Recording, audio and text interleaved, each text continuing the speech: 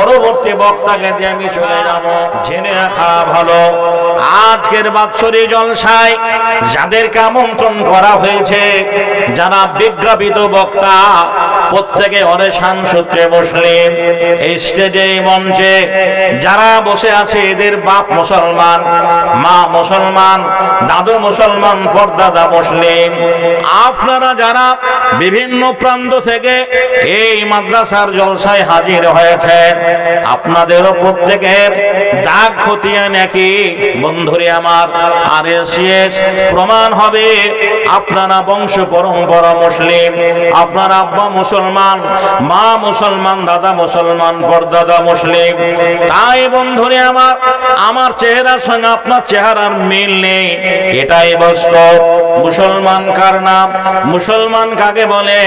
বন্ধুরে আমার, ভাইয়ের আমার, আজ থেকে 1450 বছর আগে সুদূর মক্কা নগরে সম্ভ্রান্ত কুরাইশ বংশে 570 খ্রিস্টাব্দে এই ইসলামের দায়িত্ব যাকে দেওয়া হয়েছিল তিনি অন্য কেউ নয়, জগৎগুরু মুহাম্মদুর রাসূলুল্লাহ সাল্লাল্লাহু আলাইহি ওয়াসাল্লাম। আল্লাহর নবীর যুগে মাইক ছিল না, প্যান্ডেল ছিল না, লাইট ছিল না, এমনটা বন্ধুরে আমার লোকের সমারোহ ছিল না। মানুষকে ডেকে ডেকে আল্লাহর নবী বুঝিয়েছেন, ও মক্কাবাসী, তোমরা এক আল্লাহ নগত্য করো, আল্লাহ ছাড়া কোনো মাবুদ নেই। একবার বলো লা ইলাহা ইল্লাল্লাহু মুহাম্মাদুর রাসূলুল্লাহ। এই কালেমাটা বলার অপরাধে মক্কার কাফেরেরা এটা বরদাস্ত করেনি, মেনে নিতে পারেনি। শুধু এটাই নয়, যুগে যুগে, কালে কালে ইসলামের শত্রু, ইসলামের দুশমন বন্ধুরে আমার সেই জামানায় ছিল, আজও ইসলামের শত্রু রয়েছে, মুসলমানদের দুশমন রয়েছে, এটাই বাস্তব বন্ধুরে আমার। আমরা দেখলাম গত পরশু দিনের ঘটনা, শিয়ালদা গেদে লোকাল একটা ট্রেন থেকে একটা মুসলিম দাড়িওয়ালা টুপিওয়ালা মৌলানাকে আজকে এই জালেম সরকার চাইছে বন্ধুরে আমার মানুষকে বিভ্রান্তে ফেলা। আমরা দেখলাম উত্তরপ্রদেশে যোগী আদিত্যনাথের দেশে যারা মুসলিম বলে দাবি করে তারা কত অসহায়, তারা কত দুর্দিন, তাদের কত দুরবস্থা। সুবহানাল্লাহ। ভাইয়ের আমার, বন্ধুরে আমার, বলতে যাচ্ছিলাম, হাই মুসলমান, ঠিক রাখো ঈমান, দ্বীন ইসলাম যেন ডোবে না। মুসা নবীর জামানায় ফেরাউন সেদিন দাদাগিরি করতে চেয়েছিল বন্ধুরে আমার, দাদাগিরি করেছিল ফেরাউন। এই ফেরাউনকে আল্লাহ নীল নদে ডুবিয়ে মেরেছে, ফেরাউনকে নীল নদে ডুবিয়ে মেরেছে। হযরতে ইব্রাহিম আলাইহিস সালামের জামানায় নমরুদ এসেছিল, নমরুদ চলে গেছে বন্ধুরে আমার। আল্লাহর নবীর যুগে আবু জাহাল ছিল, আবু জাহাল বন্ধুরে আমার ছিল, আবু জাহাল চলে গেছে।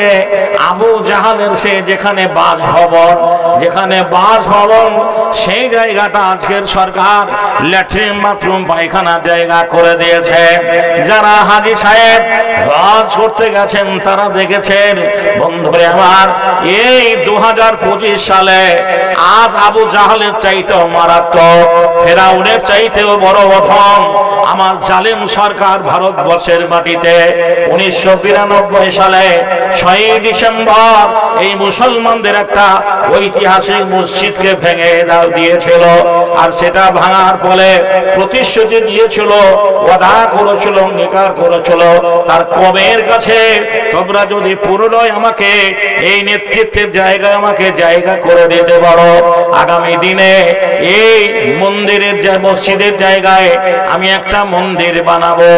আমরা ভারতবর্ষের মুসলমান শুধু নয়, এই সারা ওয়ার্ল্ডে 57টা মুসলিম দেশ আছে, 57টা মুসলিম দেশ যাদের কাছে তেলের খনি আছে, যাদের কাছে ডিজেলের খনি আছে, যাদের কাছে বন্ধুরে আমার সারা বিশ্বের চাকা জাম করে দেওয়ার মতো ক্ষমতা রয়েছে। সেদিন যদি এক বাক্যে ঐক্য হয়ে আল্লাহর ভয় যদি তাদের থাকতো, তারা যদি আঙুল তুলে নরেন্দ্র মোদীকে বলতো তুমি মসজিদ ভেঙেছ, ওই মসজিদ যদি তুমি আবার তৈরি করে না দাও, পুনরায় নির্মাণ না করে দাও, আমরা তেল তোমাকে বন্ধ করে দেব, ডিজেল তুমি পাবে না, পেট্রোল তুমি পাবে না। বন্ধুরে আমার, ভাইরা আমার, আল্লাহে খোদার কসম করে বলছি, বাপ বাপ করে এই ফেরাউনের, বন্ধুরে আমার, নমরুদের বংশধর, ফেরাউনের বংশধর এই নরেন্দ্র মোদীকে মসজিদটা করতে বাধ্য হতো। জোরে বলেন ঠিক না বেঠিক? ঠিক না বেঠিক? কিন্তু ভারতের মুসলমানদেরকে মারলে পরে আমি আফগানিস্তানের মুসলমান, আমার কি দরকার? যে আমি বাংলাদেশের মুসলমান, আমার কি দরকার? পাকিস্তানের মুসলমান আমার কি প্রয়োজন? বন্ধু আমার, ভাইয়ের আমার, যখন একটা মুসলিম দেশ মার খায় আর একটা মুসলিম দেশ আমরা ফেল করেছে দেখে আপনাদের কি মনে নেই? বন্ধু আমার, ভাইয়ের আমার, সালটার কথা আমার ডায়েরিতে লেখা আছে। সকালবেলায় কোরবানি হবে, সকালবেলায় সারা ওয়ার্ল্ডের বিশ্বের মুসলমানরা কোরবানি করবে। আর সেই ভোরে বন্ধুরে আমার, যে ওই আমেরিকার দাদা ডব্লিউ বুশ যে সাদ্দামের ফাঁসি দিয়েছিল না, দেয়নি? ফাঁসি দিয়েছিল। বন্ধুরে আমার, 57টা মুসলিম দেশ কেউ প্রতিবাদ করেনি। বন্ধুরে আমার, একটা কথা জেনে রাখবেন, একতাই শ্রেষ্ঠ বল। আমি একাই প্রতিবাদ করলে পরে কার কিছু যায় আসে না। এতগুলো লোক যখন যৌথ উদ্যোগে সবাই কাঁধে কাঁধ মিলিয়ে হাতে হাত ধরে একটা অন্যায় প্রতিবাদ করে দাঁড়াবো, সারা বন্ধুরে আমার ভারতবর্ষের মুসলমানদের মধ্যে যখন ঐক্য হবে, ইউনিটি তৈরি হবে, এক প্ল্যাটফর্মে আসবে, এই ভারতের মুসলমানদের যত ক্ষয়ক্ষতি হয়েছে এই জালেম বাদশাকে সব ফিরিয়ে দিতে হবে। এটাই বাস্তব। জোরে বলেন ঠিক না বেঠিক? জোরে বলেন ঠিক না বেঠিক? আজ গত পরশু দিনকে এই ছেলেটাকে যে কেঁদে লোকাল ট্রেন থেকে একটা আলেমকে দাড়ি টুপি ধরে যে বাংলাদেশ থেকে তোমাকে তাড়িয়ে দিয়েছে, তুমি কি বাংলাদেশ থেকে পালিয়ে এসেছো? বন্ধুরে আমার, এই বলে তাকে ট্রেন থেকে ফেলে দিতে যাচ্ছিল। বন্ধুরে আমার, যাই হোক, ছেলেটা প্রাণে বেঁচে গেছে। পশ্চিম বাংলার মুসলমানরা দাফিয়ে যদি গোটা কলকাতার যে বন্ধুরা আমার গাড়ি চাম করে দিত, আন্দোলন করত, গোটা বন্ধুরে আমার শহীদ মিনারের মাটিতে গোটা পশ্চিম বাংলার মুসলমানদের যদি দাফিয়ে দাও, তাহলে আজ এই সরকারকে কৈফিয়ত দিতে হবে। কৈফিয়ত দিতে হতো, আমার সরকারকে কৈফিয়ত দিতে হবে। এটা যোগী আদিত্যনাথের দেশ নয়, এটা নরেন্দ্র মোদীর জায়গা নয়, এটা পশ্চিম বাংলা, এটা মমতার জায়গা। এই মমতাকেও কৈফিয়ত দিতে হবে। তোমাকে মন্ত্রিত্বের দায়িত্ব দিয়েছি, তুমি মুখ্যমন্ত্রী হয়েছ, আমাদের ভোট নিয়ে আমাদের ভোট নিয়ে চলে গেছো, আর আমাদের ছেলেকে তুমি মারবে, আমার সন্তানকে তুমি মারবে, আমার কমকে তুমি মারবে। প্রতিবাদ করবে না? যদি ওই ছেলেগুলোর অ্যারেস্ট না হয়, যারা ওই মুসলিম ছেলেটাকে বেড়েছে যদি অ্যারেস্ট না হয়, পশ্চিম বাংলার বর্তমান মুখ্যমন্ত্রী আগামী দিন বেশি দিন নয়, 2026 আবার ভোট হবে, 2026 আবার ভোট হবে। শিয়াল শীত এলে পরে বলে হুক্কি হওয়া, আবার কাঁথা কাপড় নিব, শীত এলে পরে যেমনি ভুলে যায় মুসলমান আজকে সেই রকম জাতি। গরম এলে পরে বন্ধুরে আমার, যখন তার মেয়ে সাইকেল পায়, যখন তার বিবি 100-1000 টাকা মাসে পায়, যখন সে বন্ধুরা আমার ইন্দ্রাবসন টাকা পায়, তখন সব কথা জাতির কথা ভুলে যায়। জোরে বলে ঠিক না ঠিক? বর্তমান মুসলমানদের পরিস্থিতি এরকম হয়ে গেছে। আমরা দেখলাম উত্তরপ্রদেশে বন্ধুরে আমার যোগী আদিত্যনাথের দেশে একটা মুসলিম ছেলেকে হত্যার নামে, গোরক্ষকের নামে পিটিয়ে মারলো। আজকে সেই দাঙ্গা মুসলমান পশ্চিম বাংলার মাটিতে হতে চলেছে, এটাই বাস্তব। গত পরশু দিনকে সরস্বতী পুজো হিন্দু ভাইদের হয়ে গেল কৃষ্ণনগর চাফরা বলে একটা জায়গায়, যারা সরস্বতীর মূর্তি ভেঙেছে, এই সরস্বতীর মূর্তি ভাঙা আসামিগুলো সবগুলো হিন্দু। জোরে বলে, এটা আমি বলছি না, সোশ্যাল মিডিয়া বলছে, আমি বলছি না। সবগুলো হিন্দু ধরা পড়েছে, মোবাইলে ওদের নামগুলো আপনাদের আছে, লোড করা আছে।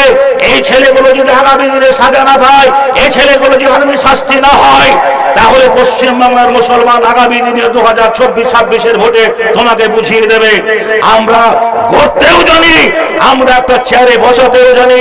আমরা বামফ্রন্টকে 34 বছরের রাজত্বে জায়গা দিয়েছিলাম পশ্চিমবাংলার মাটিতে। বন্ধুরা আমার, বামফ্রন্ট, এই বামফ্রন্ট 34 বছর ধরে রাজত্ব করেছিল। যখন এই বুদ্ধদেব বাবু মুখ্যমন্ত্রী দায়িত্ব পেলেন, উনি ভুল আমল দেখিয়ে বলেছিলেন যে আমরা 34 বছরের বাম জামানায় শাসন করেছি, বাংলার মাটিতে আমাদের এই চারের গদিটা কেউ হিলাতে পারবে না। উনি বলেছিলেন কার কথায় কার ফুসে পড়ে যে মাদ্রাসাগুলো সন্ত্রাসী রাখা, মাদ্রাসায় সন্ত্রাসী তৈরি হয়। আর তারপরে নির্বল ভাবে বাংলা থেকে আমরা সিপিএম কে উৎখাত করেছি, তাড়িয়ে দিচ্ছি। নারায়ে তাকবীর। আমরা দেখলাম কিছুদিন আগে বাসুদেবপুর স্টেশনে রাতের অন্ধকারে সন্ত্রাসীর নামে, মুসলমানদের নামে আপনার তকমা লাগার জন্য মুসলমানরা যাতে সন্ত্রাসী বলে ধরা পড়ে, যে সমস্ত মুসলিম এলাকায়, বর্ধিষ্ণু মুসলিম এলাকা, সে সমস্ত জায়গাগুলোই আরএসএসের লোকেরা এগুলো শখ করে করা হচ্ছে। আমরা দেখলাম সেদিন বাসুদেবপুর স্টেশনে দুটো ছেলে ধরা পড়েছে, দুজন হিন্দু। জোরে বলেন যে দুজনই আপনার হিন্দু আপনার ধরা পড়েছে। আমরা দেখলাম বেলডাঙ্গাতে কি বলছেন আপনার একটা ওদের পুজো মণ্ডপে আল্লাহর নামে কুরুচিপূর্ণ কথা লিখেছিল, দেখেছিলেন না? যারা লিখেছেন, যারা কোন মদতকারী, তারাও মুসলিম, তারা আরএসএসের লোক। আর তারা সেই কাজটা করার জন্য পদশ্রী বলে একটা কি বলছেন আবার শোনার তো, যেমনি ওই রবীন্দ্রনাথ যেমনি গীতাঞ্জলি বইটা লিখে নোবেল পুরস্কার পেয়েছিল, ওই কার্তিক মহারাজকে আরএসএসের লোকেরা যে আপনার পদশ্রী বলছেন, পদশ্রী একটা উপহার কি বলছেন, নোবেল পুরস্কার দিয়েছে। আফসোস লাগে, বাংলায় ছক করা হচ্ছে। একটা কথা জেনে রেখেছি, যুবক নওজওয়ানরা জেনে দেখে দাও, বাংলার মাটিতে একটা ছক কষানো হচ্ছে। যেমন করে হোক, জানা মানা করে হোক, পশ্চিম বাংলার মাটিতে 2026-এর ভোটের আগে একটা ষড়যন্ত্র করে যে কোনো কি বলছে আবার দাঙ্গা লাগাতে হবে, হিন্দু মুসলমানের বিভাজন সৃষ্টি করতে হবে। দেখুন, আমি আপনাদের কাছে বলছি, মুসলমানরা হিন্দু বিদ্বেষী নয়, মুসলমানরা কোনো জাতিকে ঘৃণা করে না। মুসলমানদের কি বলছেন চরিত্র সম্পর্কে অমুসলমান ভাইরা জানে না। আজকে গদি মিডিয়া হাইলাইট করেছে মুসলমানদের ব্যাপারে, বলেছে এরা সন্ত্রাসী, এরা সাম্প্রদায়িক, এরা দেশদ্রোহী, এরা মৌলবাদ, বিভিন্ন অপব্যাখ্যা মুসলমানদের দিয়েছে। মুসলমানরা দেশপ্রেমিক, মুসলমানরা দেশপ্রেমিক না হলে পরে শহীদ মিনারের জায়গায় যাবে, যেখানে ভারত স্বাধীনতা আন্দোলন করার জন্য যে মুসলমানরা শহীদ হয়ে গেছেন তাদের নামগুলো কি বলছেন স্বর্ণাক্ষরে লেখা আছে। আফসোস লাগে, আমরা মুসলমানদের বুঝাতে পারিনি, তাদের কাছে দাওয়াত দিতে পারিনি, তাদেরকে বলতে পারিনি। একটা উদাহরণ আপনাদের দিই, এই গ্রামে হিন্দু মুসলমান মিলিত গ্রাম, হরিপদ, কালীপদ, শ্যামাপদ, বাদল, বিনয়, ওই মচি ডোম দখলের ছেলে যদি জালসা উপলক্ষ করে এখানে কালকে আপনার বাড়ির দরজায় ঘুগনি বিক্রি করে, বলুন মুসলমানরা খাবে না? খাবে না? জোরে বলুন, খাবে না? খাবে না? এক হাঁড়ি ঘুগনি সকাল 8টা বাজতে দেবে না, তার হাঁড়ি ফাঁকা করে দেবে। এটা বাস্তব বলছি আপনাকে। কিন্তু আমরা দেখেছি কোন ভাবের সংসারে দেখা যাবে সেই গ্রামটায় মুসলিম সংখ্যা কম, হিন্দু মেজরিটি বেশি। সেই হিন্দু গ্রামে পুজো উপলক্ষ করে কোন একটা দাড়িওয়ালা টুপিওয়ালা বয়স্ক মুসলিম যদি এখানে ঘুগনি রান্না করে ওই মন্দিরের কি বলছেন পুজো মণ্ডপের মাঠে যদি বসে থাকে, একটা মুসলমানের ছেলেও জিজ্ঞাসা করবে না ঘুগনি তোমার কত প্লেট? জোরে বলেন ঠিক না বে ঠিক? তাহলে আমরা হিন্দুদের ভালোবাসি, হিন্দুদের শ্রদ্ধা করি, হিন্দুদের সঙ্গে ভালো আমাদের সম্পর্ক আছে। তার প্রমাণ আপনাকে দেব। আমরা পশ্চিম বাংলার ছেলে, মুর্শিদাবাদ জেলার মানুষ। মুর্শিদাবাদ জেলার প্রাণকেন্দ্র বহরমপুর। বহরমপুর শহরে বাস স্ট্যান্ডে দেখবেন লেখা আছে আদি Dhakeshwari Hindu hotel, Annapurna hotel, Kali hotel, Durga hotel, Lakshmi hotel, Saraswati hotel. তার মাঝে একটা আকবর হোটেল আছে। আপনি দেখবেন আকবর হোটেলে যত ভিড় হয় তার 10 গুণ বেশি হিন্দু হোটেলে ভিড় হয়। জোরে বলেন সত্য না মিথ্যা? জোরে বলেন সত্য না মিথ্যা? বন্ধুরে আমার, ভাইরা আমার, আমরা মুসলমানদের দোকানে খাওয়া দাওয়া করি, কি বলছেন সপরিবারে মুসলমানদের দোকানে সবজি ভাত খায়, ডিম ভাত খায়, মাছ ভাত খায়। যদি লেখা থাকে আদর্শ মুসলিম হোটেল, আর ওখানে যদি ব্রহ্মা বিষ্ণু স্বয়ং ওদের ভগবানের মা রান্না করে, আমার মনে হয় একটা মুসলমান ওই লিফলেটটা, অমুসলমানরা লিফলেটটা দেখে কি বলছেন আমরা যাবে না, এটাই বাস্তব। তাহলে আজ লক্ষ্য করে দেখুন কি করে আমরা মুসলমানদের ঘৃণা করতে পারি। ইসলাম শিক্ষা দিয়েছে লা ইকরাহা ফিদ্দিন, কোন ধর্মের প্রতি জবরদস্তি নেই। লাকুম দীনুকুম ওয়ালিয়া দীন, তুমি তোমার ধর্ম করবে, আমি আমার ধর্ম করব। কিন্তু আজকে পশ্চিমবাংলার মাটিতে বোঝা যাচ্ছে যে যোগী আদিত্যনাথের দেশের বাতাস কি বলছেন এদেশেও এসে গেছে, এদেশেও এসে গেছে। এ বাতাস কখন যে ঝড়ের আকার ধারণ করবে আল্লাহ ভালো জানে। এদেশের বাতাস কখন যে ঝড়ের আকার ধারণ করবে আল্লাহ ভালো জানে। তাই আপনাদের উদ্দেশ্যে বলি, বন্ধুরে আমার, ভাইরা আমার, জি নিজেকে কন্ট্রোল করবেন, সংযমী হবেন, উগ্র হবেন না। আল্লাহ রাসূল সংযমী করেওয়ালাকে জি কি বলছেন আমরা ভালোবেসেছেন। এবার আপনাকে সেই জায়গায় যাব। আমি যেটা আপনাকে বোঝানোর জন্য এত কথা বললাম, এত কথা বলার কারণ সত্যকে প্রকাশ করার জন্য। ইসলাম যে শ্রেষ্ঠ দিন, ইসলামের উপরে কোনো দিন নেই। এই দিনের প্রতি সত্যের উপরে তো ঝড় আসবে, এটাই বাস্তব। মুহাম্মদকে সেদিন কেউ মক্কার কাফেররা বেন নিতে পারেনি, মক্কার কাফেররা সেদিন বরদাস্ত করতে পারেনি। তাই তো ইতিহাসের পাতায় আমরা পড়েছি ইসলামকে সারা পৃথিবীতে কায়েম করার জন্য, প্রতিষ্ঠিত করার জন্য, বন্ধুরে আমার, ভাইরা আমার, যে মক্কার মুসলমানেরা আল্লাহর নবী এই দিনকে কায়েম করার